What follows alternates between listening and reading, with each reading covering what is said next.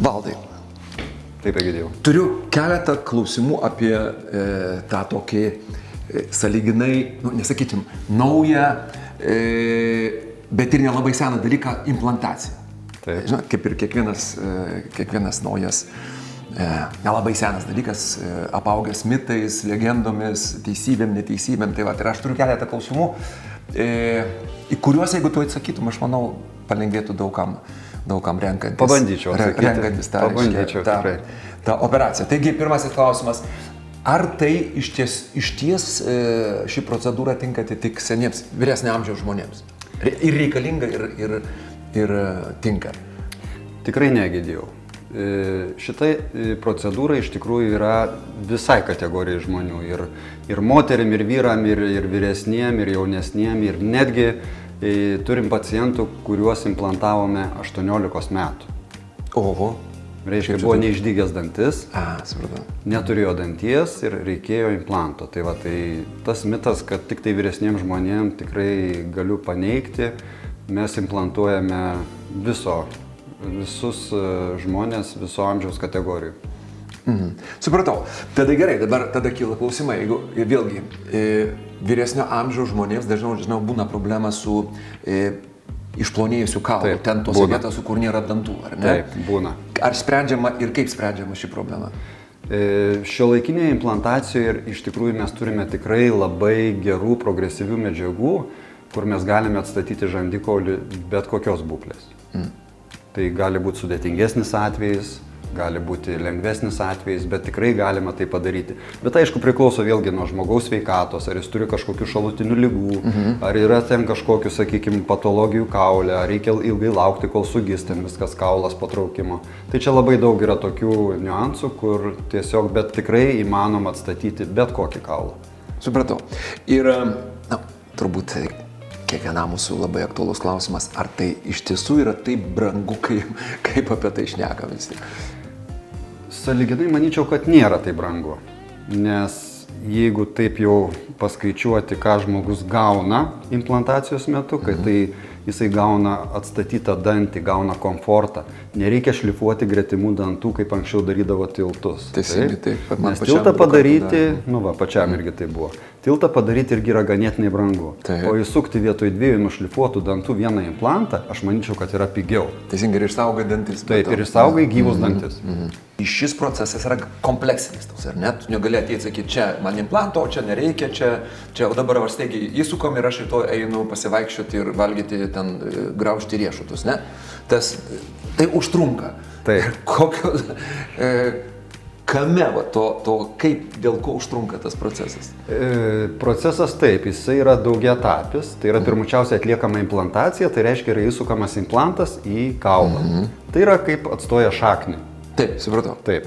Ir po to reikia laiko, kad tas implantas prigytų kaulį. Tai reiškia, mes turim kažkokį tai periodą laukti, kol implantas prigys, kad mes galėtume jį suprotezuoti ir atstatyti kramtymo funkciją. Jis turi įaugti į kaulą. Turi įaugti į kaulą ir mes tada galim jį protezuoti ir atstatyti žmogui dantį. O jeigu vis dėlto kaulas išplonėjęs, tai dedasi dar priauginama kažkas. Taip, tada yra daromas kaulo priauginimas, kas sąlygoja ilgesnį laiko tarpą gijimą. Tada reikia laukti, netgi kartais būna situacijų, kad iki metų reikia laukti, kad prigytų kaulas. Kol prigys kaulas, viskas kol prigys, jis sukėtės visas, taip. Tada įdėta implantą, vėl laukti, kol jis ten Tikrai taip. priaugs, supratau. Už tai rekomenduojama, jeigu jau yra galimybė, daryti vienmomentę implantaciją. Jeigu, sakykime, reikia šalinti dantį, tai ilgai nelaukus sukti iškart implantą, tai tuomet mes išsaugojam kaulą, nes jis nebūna nutirpęs. Ir tuomet mes turim greitesnį rezultatą, mažesnį diskomfortą, tai atliekama per vieną procedūrą ir, žodžiu, žmogus tikrai sutaupo, netgi sakyčiau, ir savo lėšų, pinigų ir labai daug laiko sutaupo. Bet yra niuansas, ar ne?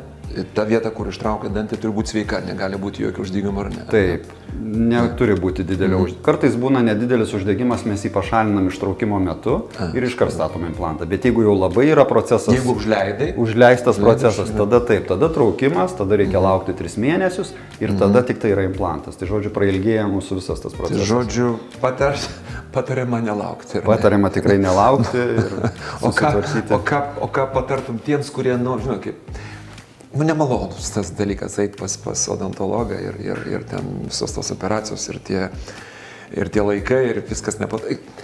Ką patartum tiem, kurie maždaug, gerai, rytoj, gerai, poryt ir taip 2-3 metai vis poryt, ryt. Tai gal daugiau pinigų turėsiu, žinai, čia irgi vienas toks yra.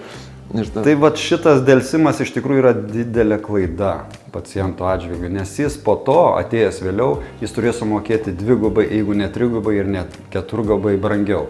Todėl, kad pasikeičia situacija, pasikeičia sąkandis, atsiranda tarpdančių tarpai tarp dantų, prastėja situacija su kaulu, nes jisai sunyksta.